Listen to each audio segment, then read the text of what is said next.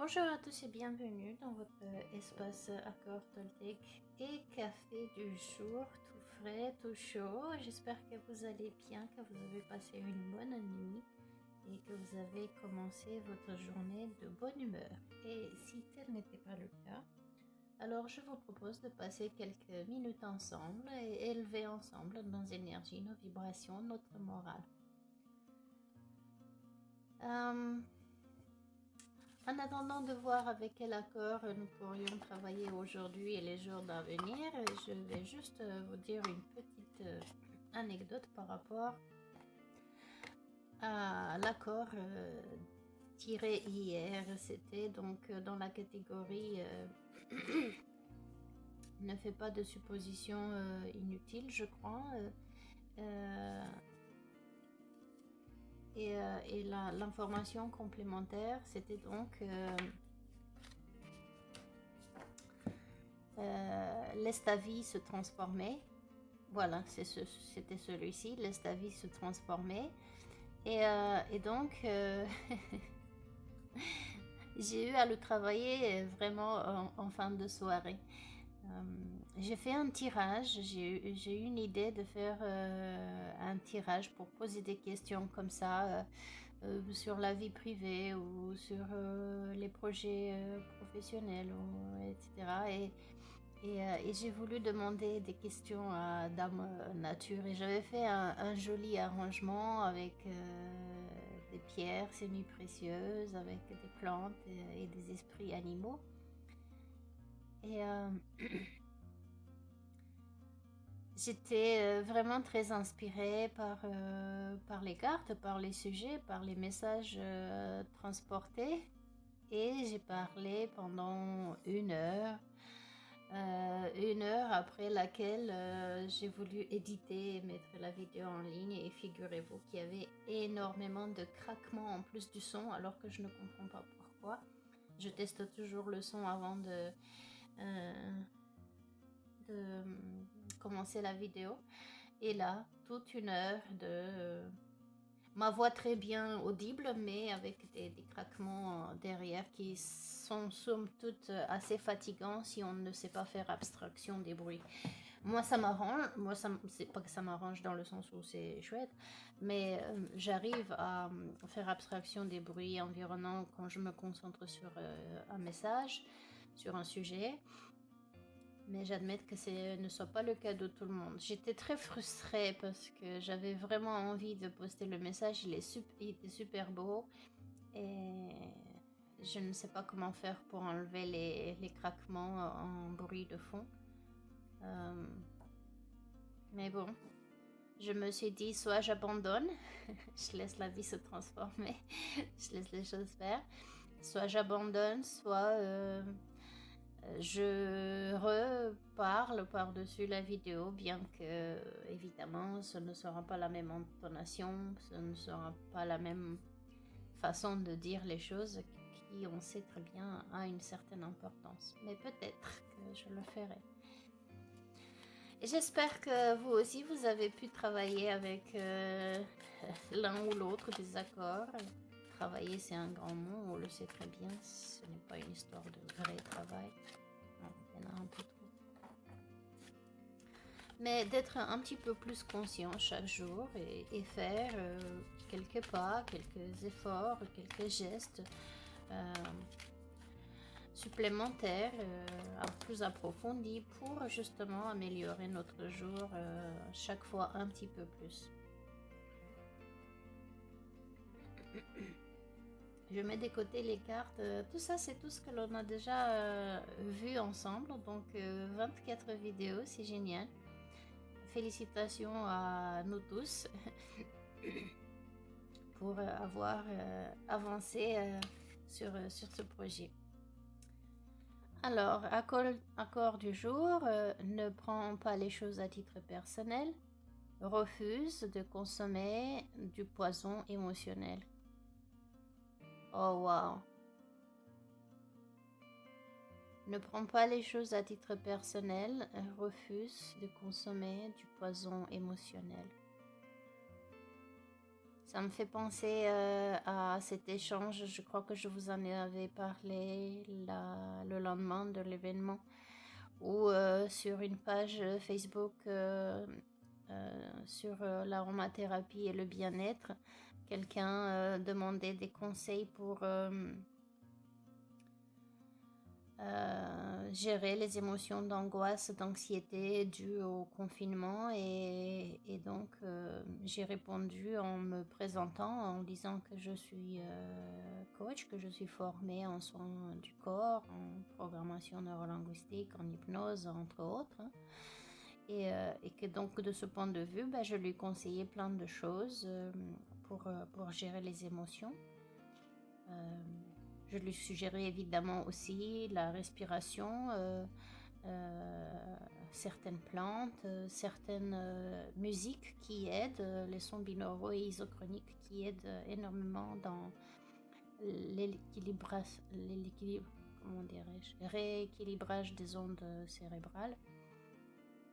Bref, beaucoup de choses. Et entre autres, je proposais à ceux qui étaient intéressés une séance gratuite de relaxation dans laquelle je leur apprendrai l'auto-hypnose pour par la suite se relaxer tout seul chez eux. Et j'ai eu des commentaires positifs, agréables, de ceux qui remerciaient pour les infos que je donnais. Et j'ai eu un commentaire qui m'a descendu avec une force et une violence inouïe.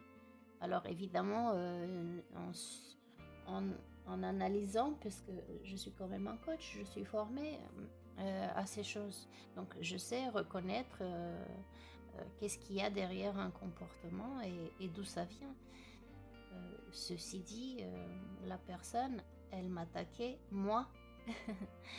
Pas seulement ce que je faisais, mais moi, en disant pourquoi tu te présentes, pour qui tu te prends, tu es là juste pour attirer des clients. Et je trouvais ça injuste et frustrant parce que je sais combien l'heure, elle est grave, si je peux le dire, et nous avons besoin de nous entraider, surtout dans une situation où on nous interdit ce qui est le plus aidant pour nous en tant qu'être humain, être sociaux. Nous avons besoin de toucher, nous avons besoin d'encouragement, de présence, d'une présence positive et d'encouragement physique, et nous sommes privés de cela. Il y a beaucoup de coachs, il y a beaucoup d'enseignants qui donnent de plus en plus, d'enseignants, de praticiens qui donnent de plus en plus des choses, évidemment gratuitement, puisqu'on a besoin de se révéler les uns les autres, de s'aider, n'est-ce pas, de se soutenir. Et après, si besoin est d'un accompagnement sur la longue pour traiter des sujets précis, là évidemment il y a une consultation. Ça m'avait étonnée. Ça ne viendrait pas à quelqu'un l'idée d'aller chez le boulanger et de goûter le pain ou les gâteaux que celui-là met à disposition. C'est ce qu'on appelle une dégustation. Donc si ça vous plaît, eh bien vous achetez. Et si ça vous plaît pas, vous passez votre chemin. Ça m'avait déstabilisée. Donc très belle, très beau rappel ici. Donc n'interprète pas les choses à titre personnel. Refuse donc de consommer du poison émotionnel. Si vous arrive vous aussi de vous faire comme ça ciblés par des personnes qui, peu importe quelles sont leurs motivations, bref, ils envoient toute leur misère sur vous. Évitez donc de le prendre, évitez de rentrer dans leur jeu. Il y a des techniques pour apprendre une communication qui ne leur donne pas de nourriture en retour, puisqu'ils ont besoin de vos émotions pour vivre.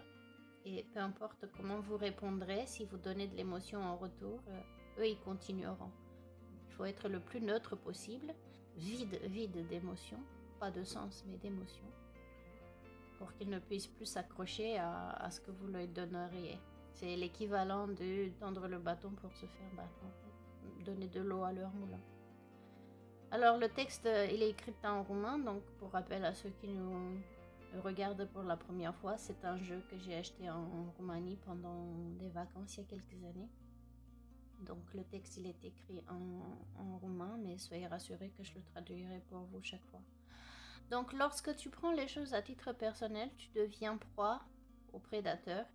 Ceux-là, ils peuvent capter ton attention avec une opinion quelconque et ils peuvent t'alimenter avec leur poison émotionnel. Refuse donc de consommer cette poison. C'est exactement ce que je disais. Donc, relations toxiques, personnes toxiques. Certains, attention, ils ne savent même pas qu'ils le sont. Nous-mêmes, des fois, on ne sait pas que nous sommes toxiques puisque, ma foi, si on n'a pas des feedbacks en retour, si on ne peut pas avoir le commentaire des autres et si on s'en rend pas compte, on continue comme ça à jeter, à verser notre tristesse, notre aigreur sur les autres. Et après, bien sûr, il y a des degrés dans la toxicité.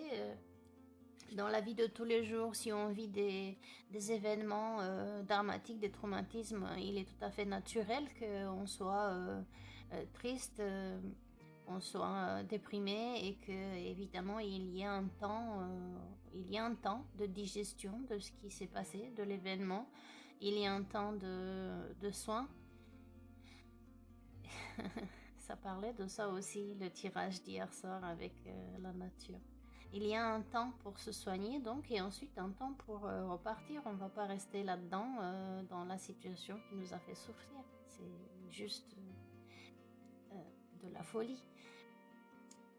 Ceci dit, il faut continuer à être aimant, à s'aimer soi-même et à aimer les autres et de se mettre aussi à la place de soi-même et à la place des autres pour comprendre pourquoi nous avons réagi, pourquoi ils ont réagi de telle manière, qu'est-ce qu'il y a derrière. Ça ne veut pas dire de valider leur comportement, ça veut dire tout simplement de le comprendre, se mettre à leur place. Si les gens réagissent d'une manière ou d'une autre, c'est que derrière, ils ont des émotions. Donc des émotions qui sont entretenues par leurs pensées, par des habitudes de vie, par des comportements. Et si ces traumatismes viennent des chocs émotionnels, alors on a des chances de pouvoir travailler dessus et dans le temps, avec un accompagnement, avec des psychologues, psychiatres si c'est beaucoup plus grave, avec des coachs comme moi par exemple et comme d'autres, avec la sophrologie, le yoga, bien l'art-thérapie, il y a des solutions pour guérir de ça. Si maintenant ce problème il est beaucoup plus complexe et il est plutôt mécanique, ça veut dire peut-être que les personnes elles ont eu un choc traumatisant mais physique et donc des parties du cerveau qui ne répondent plus. Par exemple, la zone du traitement des émotions ne fonctionne plus. Alors là, on ne peut pas demander à la personne d'avoir des émotions puisque tout simplement, c'est juste pas possible pour elle. Donc là, peut-être il y a un autre apprentissage, si évidemment la personne veut travailler dessus. Un autre apprentissage, comment tenir compte des autres, alors même que la partie du cerveau qui s'occupe de l'empathie n'est pas opérationnelle. Et là, ce seraient des apprentissages faits avec du personnel, des praticiens de qualité, en psychiatrie, en psychologie. Si, encore une fois, la personne veut prendre action dans ce sens et se guérir. Sinon, il arrive que des fois, ces personnes soient des personnes dont on peut se séparer. Nous ne sommes pas obligés de rester en compagnie de personnes qui sont toxiques. Si c'est notre cas d'être toxique et qu'on s'en rende compte, ou si on nous le dit, eh bien, faites ce qui est en votre pouvoir pour travailler, n'est-ce pas, grâce aux travaux, aux accords Toltec, donc que votre parole soit impeccable. Ne prenez pas les choses à titre personnel. Faites toujours de votre mieux. Ne faites pas de suppositions, de poser des questions. Et au fur et à mesure, les vieilles habitudes seront remplacées par des nouvelles plus adéquates, plus empreintes de bienveillance, d'empathie, etc. Sachant toujours que notre premier autre, c'est nous-mêmes. Si on se parle trop méchamment, si on se critique en permanence, si on se dénigre en permanence, si on se manque d'amour à soi-même, évidemment, on ne peut que continuer comme ça. Et vous savez, c'est exactement comme les chemins, si plus vous les empruntez, plus ils seront battus et plus ils seront élargis et évidents. Les comportements, c'est la même chose. Si vous faites du vélo une fois, vous allez être plus hésitant que si vous en faites tous les jours, c'est évident. Un comportement, ça s'apprend et ça s'installe. Si un comportement s'apprend, ça veut dire qu'il se désapprend également. Voilà. N'interprétez rien à titre personnel. Dites-vous toujours que la personne d'en face est motivée par une intention qui est positive pour elle, pas pour vous, pour elle. Donc pendant qu'elle répond désagréablement ou qu'elle vous attaque ou qu'elle a un comportement agressif ou considéré par vous comme agressif, inapproprié, dites-vous bien que ce comportement-là, cette façon de parler, défend pour elle, elle lui apporte à elle quelque chose de bien. Et elle ne sait pas, par exemple, à y accéder ou l'obtenir différemment. Vous voyez les gens qui manipulent émotionnellement, mentalement, physiquement. S'ils savaient qu'ils pourraient obtenir ces choses d'une autre manière, eh bien, ils ne seraient point agressifs et manipulateurs et menteurs. Ils ne le savent pas, peut-être qu'ils ne l'ont pas appris. Peut-être que dans leur enfance et le reste de leur vie jusqu'à ce qu'ils vous rencontrent, si personne ne leur a dit comment ils se comportent, c'est inapproprié, eh bien, ils ne savent pas faire différemment.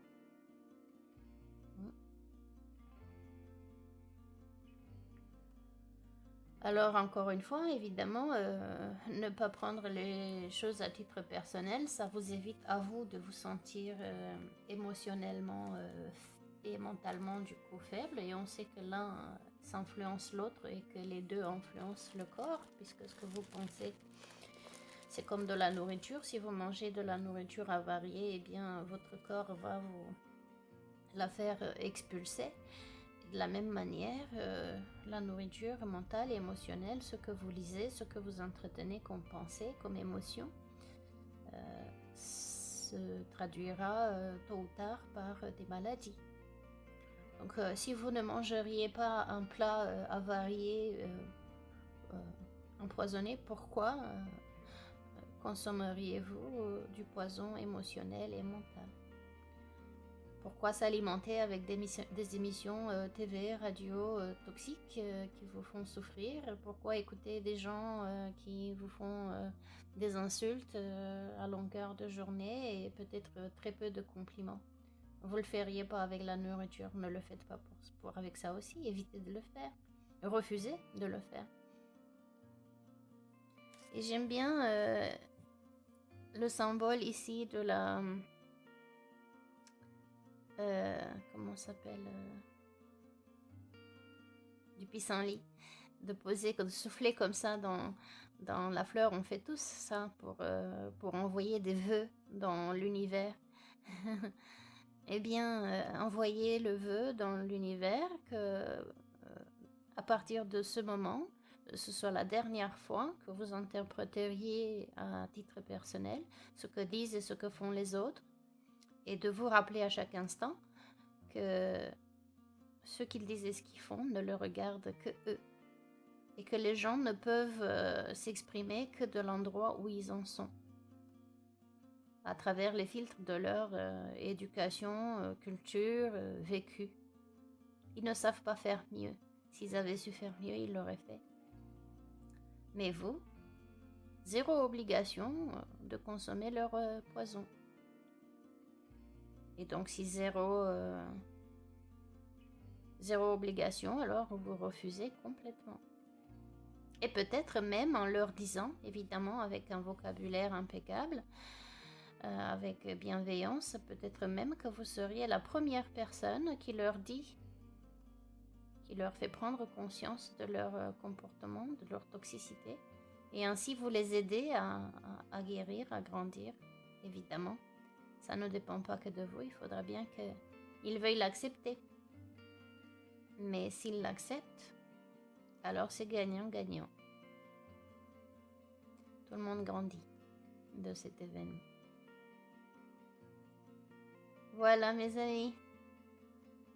Eh bien, je vous laisse réfléchir à cet accord.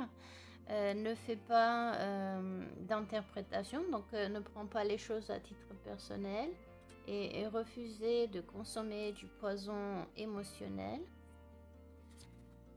Parce que lorsque l'on prend les choses à titre personnel, on devient proie aux prédateurs.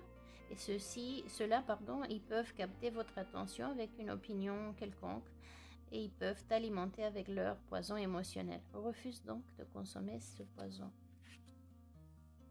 Alors peut-être vous voulez faire un arrêt sur image et revenir plus tard sur l'illustration, sur les couleurs, la symbolique, qu'est-ce que ça vous évoque, qu'est-ce que ça vous fait naître comme réflexion.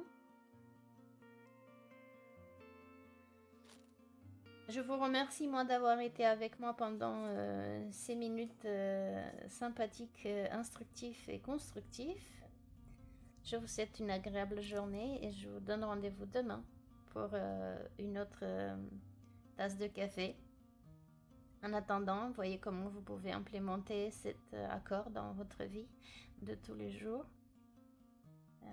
Peut-être dès maintenant, peut-être dès demain, sachant que la nuit porte conseil. Et je vous laisse souffler dans votre pissenlit de vœux, de positivité, de bienveillance et d'amour pour vous et pour les autres. Excellente journée à vous. À demain.